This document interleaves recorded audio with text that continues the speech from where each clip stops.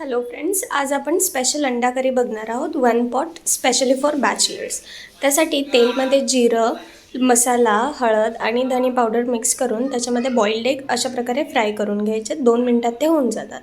नंतर त्याच पॅनमध्ये आणि त्याच तेलामध्ये आपण लसूण, कांदा आणि टोमॅटो व्यवस्थित परतणार आहोत. ते स्मशी झाले की मग त्याच्यामध्ये आपण बाकीचे इन्ग्रेडियंट्स टाकणार आहोत. आणि टोमॅटो टाकलं की त्याच्यावर थोडंसं मीठ टाकून तो व्यवस्थित नरम होतो. पाणी टाकून याला एक वाफ देऊ म्हणजे तो व्यवस्थित स्मश होईल. तुम्ही हवे तर ग्रेव्ही करू शकता.